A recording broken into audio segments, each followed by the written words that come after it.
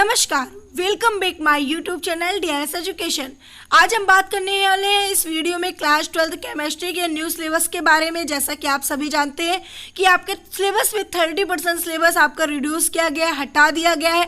तो बहुत सारे बच्चों के अंदर कन्फ्यूज़न होगी, मैम कितने सारे टॉपिक को हटाया गया है, कौन सा टॉपिक हमें तैयार करना है, कौन सा टॉपिक तैयार नहीं करना है। तो बच्चों आपको बिल्कुल भी अब सोचने की ज़रूरत नहीं है, क्योंकि हम आपको इस वीडियो में बताने वाले हैं कि आपको कितने टॉपिक्स को तैयार करना है, कौन सा टॉपिक आपका हटाया गया है, कौन सा टॉपिक आपको नहीं पढ़ना है। ये सारी इन्फॉर्मेशन इस वीडियो में दी जाएगी। बच्चों मैं आपको बताऊंगी इस वीडियो में कि आपको कौन से टॉपिक से कितने नंबर्स के क्वेश्चन पूछे जाते हैं, कौन सा टॉपिक आपके लिए सबसे इंपॉर्टेंट है, कितने चैप्टर आपके लिए मोस्ट इंपॉर्टेंट है जिससे ज़्यादातर क्वेश्चन पूछे जाते हैं। तो इस तरीके से मैं आपको सारी इन्फॉर्मेशन इस वीडियो में देने वाली हूँ। जैसा कि बच्चों अगर आपने अभी तक हमारे चैनल को सब्सक्राइब नहीं किया तो जल्दी से चैनल को सब्सक्राइब करिए, बेल आइकन का बटन दबाइए ताकि आपको वीडियो का नोटिफिकेशन सबसे पहले मिले। तो पहले हम बात करेंगे चैप्टर के बारे में कि कितने चैप्टर आपको पढ़ने हैं और कौन कौन से चैप्टर से कितने नंबर्स के क्वेश्चंस आते हैं। जैसा कि आप देख रहे हैं पहला चैप्टर हमारा है ठोस अवस्था। ठोस अवस्था चैप्टर से आपके 4 नंबर के क्वेश्चंस आते हैं। सेकंड नंबर हमारा है विलियन से आपके 5 नंबर के क्वेश्चंस आते हैं। एंड विद्युत रसायन, इससे भी हमारे 5 नंबर के क्वेश्चंस आते हैं। जैसे कि मैंने आपको 3 चैप्टर बता दिया है। आइए हम आगे बढ़ते हैं। जैसे कि आपके है रासायनिक बलगतिकी, इसमें से भी 5 नंबर के क्वेश्चंस आते हैं। अभी आप देख रहे हैं 4 और 5 नंबर के क्वेश्चन 3-4 चैप्टर से आए हुए हैं। अब हम आगे देखते हैं। जैसा कि आप देख रहे हैं नेक्स्ट चैप्टर हमारा है पृष्ठ रसायन, जिसमें से 3 नंबर के ओनली क्वेश्चंस पूछे जाते हैं। इससे आपको ये पता चलेगा कि आपको कौन से चैप्टर को ज़्यादा फोकस करना पड़ेगा, जिससे ज़्यादा आपके नंबर्स क्वेश्चन ज़्यादा पूछे जाते हैं उस चैप्टर पे आप ज़्यादा फोकस करोगे। इसलिए इस वीडियो को देखना बिल्कुल भी मत भूलिएगा। नेक्स्ट आपका है तत्वों के निष्कर्षण एवं सिद्धांत एवं प्रक्रम, इसमें से भी आपके 3 नंबर के क्वेश्चन पूछे जाते हैं। अब बच्चों नेक्स्ट चैप्टर जो हमारा है पी ब्लॉक के तत्व। अब आप देख रहे हैं कि पी ब्लॉक के तत्व 8 नंबर के क्वेश्चन पूछे जाते हैं। मतलब कि मैंने आपको 5 चैप्टर जितने भी बताए हैं उस चैप्टर से सबसे ज़्यादा क्वेश्चंस हमारे पी ब्लॉक से पूछे जाते हैं। तो आपको पी ब्लॉक चैप्टर से बहुत ही सारे क्वेश्चंस को तैयार करने हैं, इसलिए इस चैप्टर पे आपको ज्यादा फोकस करना पड़ेगा। नेक्स्ट क्वेश्चन की अगर हम बात करते हैं कि जैसा कि आप देख रहे हैं डी और एफ ब्लॉक के तत्व में आपको 5 नंबर के क्वेश्चंस पूछे जाएंगे।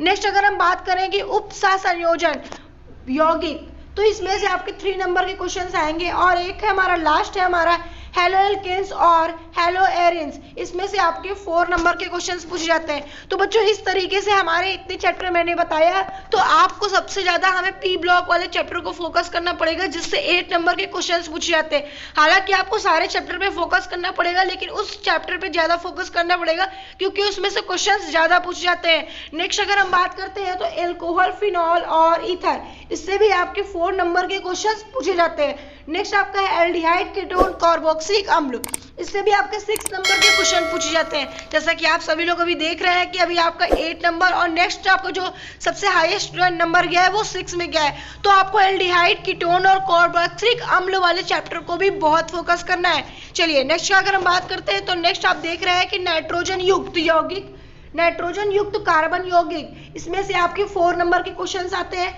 जैव अणु 4 नंबर के और बहुलक आपके 4 नंबर के क्वेश्चंस आते हैं। तो ये सभी से 4 नंबर के क्वेश्चंस पूछे जाते हैं। लास्ट आपका है रोजमर्रा की जिंदगी में रसायन शास्त्र, इस चैप्टर से 3 नंबर के क्वेश्चंस आते हैं। तो जैसा कि आप देख रहे हैं सारे चैप्टर में आपके लिए 2 चैप्टर बहुत इंपॉर्टेंट है। एक है आपका एल्डिहाइड, कीटोन, कार्बोक्सिलिक अम्ल, जिसमें से 6 नंबर के क्वेश्चंस पूछे जाते हैं। और एक आप जैसे कि देख रहे हैं आपके पी ब्लॉक वाले 8 नंबर के क्वेश्चंस पूछे जाते हैं। हालांकि आपको सारे चैप्टर को बहुत ही अच्छे से तैयारी करना है, लेकिन आपको ये 2 चैप्टर पे ज्यादा फोकस करना है, क्योंकि इस चैप्टर से देख रहे हैं कि क्वेश्चंस ज्यादा पूछते हैं, ज्यादा उठते हैं क्वेश्चंस। तो बच्चों इस तरीके से मैंने आपको सारे चैप्टर्स बता दिए कि इतने चैप्टर्स आपको टोटल पढ़ने हैं। अब हम बात करते हैं आपके सबसे इंपॉर्टेंट चीज ये आपको बताने वाले हैं कि आपके जो चैप्टर मैंने बताया है, मतलब जो मैंने यूनिट बताया, उस यूनिट में कितने टॉपिक्स आपको पढ़ने, कितने टॉपिक्स में कितने टॉपिक्स आपको पढ़ने हैं उस चैप्टर से। तो मैं आपको सारी चीजें बताऊंगी ताकि आप तैयारी अच्छे से कर ले। बच्चों देखिए ये आपके लिए जो वीडियो बन रही है इसकी आपको पीडीएफ भी मिल जाएगी, डिस्क्रिप्शन में लिंक होगा जिससे आप पीडीएफ को डाउनलोड कर सकते हैं। अगर पीडीएफ को डाउनलोड करने में कोई भी प्रॉब्लम होती है तो व्हाट्सएप नंबर दिया होगा, उसमें आप मैसेज कर सकते हैं कि आपको पीडीएफ चाहिए, अपने नाम और अपने एड्रेस एंड क्लास के साथ आप मैसेज कर दीजिए, आपको पीडीएफ मिल जाएगी। बच्चों सबसे इंपॉर्टेंट चीज ये है कि अगर आपके पास पीडीएफ रहेगी तो आप देखते रहोगे और आपको आपको तैयारी करने में आसानी होगी कि आपको इतने चैप्टर तैयारी करनी है और इतने चैप्टर आपके तैयार हो गए हैं। अब आपको सबसे इंपॉर्टेंट चीज ये बता दिया जा रहा है कि टोटल आपके जो रिटन एग्जाम होंगे वो 70 नंबर के होंगे, जिसमें से आपका 30 नंबर आपका प्रैक्टिकल होगा और 70 नंबर हमारे रिटन होंगे। तो टोटल आपका 100 नंबर के पेपर होते हैं। ठीक है, चलिए अब हम बात करते हैं कि कौन कौन से चैप्टर से कितने कितने टॉपिक्स होते हैं। ठीक है, कौन कौन से टॉपिक्स आपको तैयार करना होगा।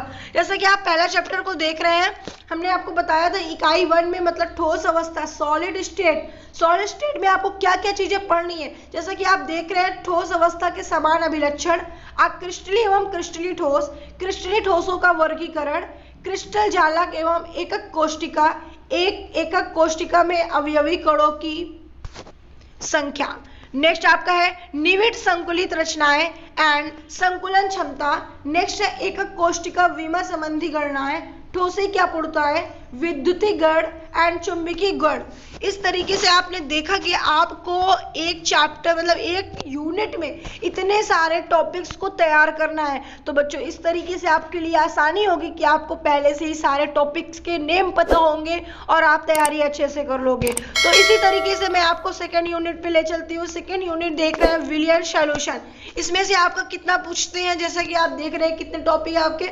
सबसे पहले विलयन क्या है, उसके बाद विलयन के प्रकार, विलयनों की सांद्रता को व्यक्त करना, विलेयता, द्रवीय विलयनों का वाष्प दाब, आदर्श एवं अनादर्श विलयन एंड अनुषंग गुण धर्म और आणविक द्रव्यमान की गणना।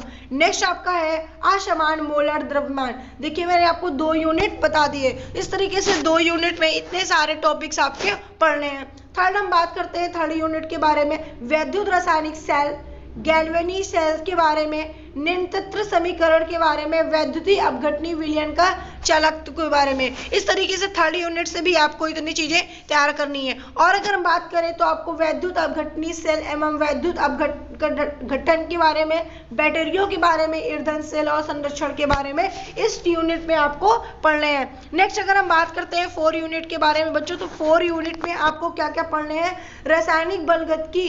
ठीक है, केमिकल काइनेटिक्स में आपको क्या पढ़ने हैं, रासायनिक अभिक्रिया का वेग, अभिक्रिया वेग को प्रभावित करने वाले कारक एंड नेक्स्ट आपका है समाकलित वेग समीकरण एंड छद्म प्रथम कोटि का अभिक्रिया, अभिक्रिया वेग की ताप पर निर्भरता, रासायनिक अभिक्रिया का संघट्ट सिद्धांत। मतलब आपको इस तरीके से टोटल 4 यूनिट में मैंने बताया कि आपको इतने टॉपिक्स तैयार करने हैं। नेक्स्ट अगर हम बात करते हैं 5 यूनिट की, तो 5 यूनिट का चैप्टर है पृष्ठ तनाव, सरफेस केमिस्ट्री।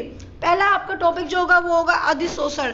नेक्स्ट आपका है उत्प्रेरण, थर्ड आपका है क्लोराइड, फोर्थ आपका है कोलाइडो का वर्गीकरण एंड 5 आपका है इम्युलेशन पायस एंड 6 आपका है हमारे चारों ओर कोलाइड एकक। मतलब इस तरीके से 5 यूनिट में आपको इतने टॉपिक्स को कवर करना है। नेक्स्ट अगर हम बात करते हैं 6 यूनिट के बारे में, तत्वों का निष्कर्षण के सिद्धांत एवं प्रकरण, ई सॉल्यूशन ऑफ एलिमेंट्स। इसके बारे में अगर हम बात करते हैं तो सबसे पहले धातु की प्राप्ति, अयस्क का सांद्रण।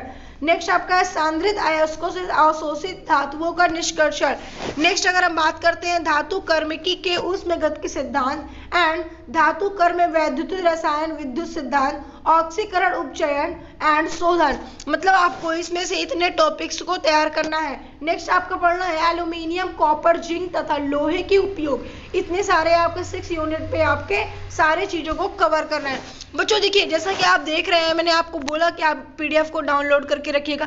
आपके इससे 2 फायदे हैं। पहला तो आप जब टॉपिक्स को पढ़ोगे तो आप टॉपिक सारे आपको पहले से पता होंगे, जिससे आप आसानी से आप रिवाइज कर लोगे। दूसरी चीज ये कि आपको सिलेबस पता होगा कि आपको कितने टॉपिक्स तैयार हो चुके हैं, कितने टॉपिक्स आपको तैयार करने हैं। ठीक है, तो इस तरीके से आपको सारी चीजें मिल जाएंगी इस वीडियो में। और आपको सबसे इंपॉर्टेंट चीज आपके लिए ये है कि जितने भी आपके यूनिट्स हैं उसमें से क्या क्या चीजें मैं आपको नेक्स्ट वीडियो में बताऊंगी कि कितने टॉपिक्स आपके लिए इंपॉर्टेंट है, कितने टॉपिक को आपको ज्यादा से ज्यादा कवर करना है, कौन सा इसमें से। वैसे जैसे कि आप देख रहे हैं कि 7 ब्लॉक पे हम बात करते हैं P ब्लॉक के तत्व में, तो P ब्लॉक के तत्व में जैसे कि बहुत सारे टॉपिक्स पढ़ने हैं, जैसे कि वर्ग 15 के तत्व, डाई नाइट्रोजन, अमोनिया, नाइट्रोजन के ऑक्साइड, नाइट्रिक अम्ल एंड नेक्स्ट आपका है फास्फोरस के अपर रूप, फॉस्फीन, फास्फोरस के हैलाइड, फास्फोरस के ऑक्सो अम्ल, वर्ग 16 के तत्व, डाई ऑक्सीजन।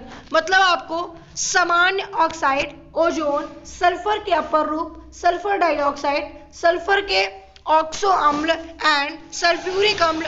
वर्ग 17 के तत्व chlorine, hydrogen chloride and halogen के ऑक्सो अम्ल एंड अंतरा हैलोजन यौगिक। वर्ग 18 के तत्व। मतलब इतने सारे आपको टॉपिक केवल आपके पी ब्लॉक में तैयार करने हैं। तो बच्चों मैं आपको नेक्स्ट वीडियो में बताने वाली हूँ कि इन टॉपिक में से कौन कौन से टॉपिक आपके लिए ज़्यादा इंपॉर्टेंट है, ताकि आप उसी टॉपिक को बहुत ही अच्छे से तैयारी कर लीजिए। तो बच्चों मैं आपको सारी इन्फॉर्मेशन दूंगी, लेकिन अगर आपको चाहिए सारी इन्फॉर्मेशन तो चैनल को जल्दी से सब्सक्राइब करिए, बेल आइकन का बटन दबाइए, ताकि आपको वीडियो का नोटिफिकेशन सबसे पहले मिले। चलिए नेक्स्ट हम बात करने वाले हैं 8 यूनिट के बारे में। 8 यूनिट हमारा है डी और एफ ब्लॉक के तत्व के बारे में। आपको इसमें क्या क्या चीजें पढ़नी है, जैसा कि आप देख रहे हैं। पहला हमारा है आवर्त सारणी में स्थिति। सेकंड नंबर हमें पढ़ना है डी ब्लॉक तत्वों के इलेक्ट्रॉनिक विन्यास। बच्चों ये आपके जो इलेक्ट्रॉनिक विन्यास है वो बहुत ही इंपॉर्टेंट है, ये तो आपको पढ़ना ही पढ़ना है, इससे तो क्वेश्चन पूछना ही पूछना है, ठीक है। नेक्स्ट अगर हम बात करें तो संक्रमण तत्व डी ब्लॉक के समान गुण, संक्रमण तत्वों के कुछ महत्वपूर्ण यौगिक एंड लैंथेनाइड एंड आपका है एक्टिनोइड। डी एवं ब्लॉक तत्व के कुछ अनुप्रयोग। मतलब 8 यूनिट से इतने सारे टॉपिक को आपको कवर करना है। नेक्स्ट अगर हम बात करें 9 यूनिट के बारे में तो उप सहसंयोजन यौगिक, ठीक है। कोऑर्डिनेशन कंपाउंड्स, कोऑर्डिनेशन कंपाउंड में आपको क्या क्या चीजें पढ़नी है आइए हम बात करते हैं। सबसे पहले आपको पढ़ना है कि उप सहसंयोजन यौगिक का वर्नर का सिद्धांत, उप सहसंयोजन यौगिक से संबंधित कुछ प्रमुख परिभाषाएं, शब्द और इनकी परिभाषाएं। नेक्स्ट आपको बात करना है उप सहसंयोजन यौगिक का नामकरण, उप सहसंयोजन यौगिक में समन्वयता, उप सहसंयोजन यौगिक में आबंधन, धातु कार्बोक्सिलों में आबंधन, उप सहसंयोजन यौगिक में स्थायित्व। मतलब आपको बहुत सारे टॉपिक को तैयार करना है। उप सहसंयोजन यौगिक का महत्व तथा अनुप्रयोग, इतने सारे टॉपिक्स आपको 9 यूनिट में तैयार करने हैं। अब हम बात करते हैं 10th यूनिट में क्या क्या चीजें आपको तैयार करनी है हेलो एल्केन्स और हेलो एरिन्स में। चलिए बात करते हैं आपके कितने टॉपिक्स आपको तैयार करने हैं इसमें। जैसा कि आप देख रहे हैं पहला आपका वर्गीकरण मतलब क्लासिफिकेशन, नाम पद्धति, नाम पद्धति मतलब कि आयुपेशी नेम, ठीक है। नेक्स्ट आपका है CX आबंध की प्रकृति, विरचन की विधियां, भौतिक गुण एंड नेक्स्ट आपका है रासायनिक अभिक्रिया एंड पॉलीहैलोजन यौगिक। इतने सारे आपको 10th यूनिट में तैयार करने हैं। नेक्स्ट अगर हम बात करें 11 यूनिट के बारे में तो 11 यूनिट आपका एल्कोहल, फिनॉल और ईथर, ठीक है। तो इसमें से आपको क्या क्या तैयार करने हैं, एल्कोहल की क्लासिफिकेशन, उसकी नाम पद्धति, प्रयोगात्मक समूह की संरचना है, एल्कोहल और फिनॉल, ठीक है, एंड औद्योगिक महत्व की कुछ एल्कोहल ईथर। मतलब आपके 11 यूनिट से बहुत ज़्यादा टॉपिक आपको तैयार नहीं करने हैं, थोड़े टॉपिक्स हैं जो आपको तैयार करने होंगे। नेक्स्ट आपका 12 यूनिट में बता रहा है कि एल्डिहाइड, कीटोन, कार्बोक्सिलिक अम्ल, ठीक है। इसमें आपको क्या क्या चीज़ें तैयार करनी है बच्चों, तो आपको बताने वाले हैं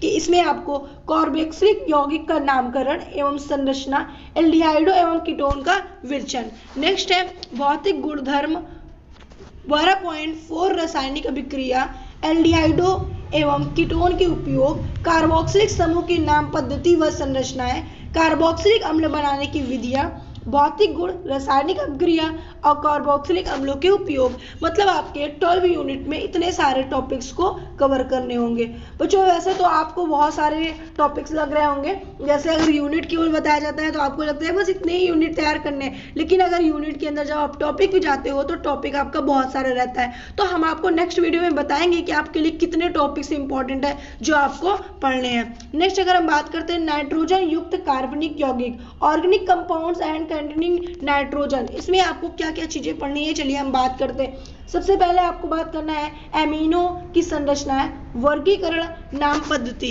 ये 3 चीजें आपको तैयार करनी है। उसके अलावा जैसा कि आप देख रहे हैं एमिनो का विरचन, भौतिक गुणधर्म, रासायनिक अभिक्रिया, डाइएजोनियम लवणों के विरचन की विधि, भौतिक गुण एंड रासायनिक अभिक्रिया। नेक्स्ट आपका है एरोमेटिक यौगिक के संश्लेषण में डाइएजोनियम लवणों का महत्व। मतलब आपको बहुत सारे टॉपिक इसमें भी कवर करने होंगे। नेक्स्ट आपका जो है 14 यूनिट में आप जैव अणु बायोमोलिक्यूल्स, उसमें आपको क्या क्या चीज़ें तैयार करनी है। वैसे तो ये आपके बायो में भी आता है एंड केमिस्ट्री में भी आता है, लेकिन इसमें से क्वेश्चंस पूछे जाते हैं जैसा कि आपको बताया गया था। Carbohydrate, protein, enzyme, vitamin, nucleic अम्ल, ये सारे बायो के टॉपिक है, ठीक है, और केमिस्ट्री में भी ये पूछे जाते हैं, ठीक है। चलिए नेक्स्ट आपका है बहुलक, पॉलीमर, ये आपके लिए बहुत ही इंपॉर्टेंट है, ठीक है। बहुलक का वर्गीकरण, बहुलकन के प्रकार, बहुलकों का आणविक द्रव्यमान, जैव निर्मीकरण बहुलक, व्यापारिक महत्व के कुछ बहुलक, तथा इस तरीके से आपको 15 यूनिट में 4 से 5 टॉपिक को कवर करने होंगे। नेक्स्ट एंड लास्ट आपका जो यूनिट है वो है रोजमर्रा की जिंदगी में रसायन शास्त्र। उसमें आपको क्या क्या चीजें पढ़नी है, औषध तथा उनका वर्गीकरण, औषध लक्ष्य अयोजनिक प्रक्रिया, विभिन्न वर्गों को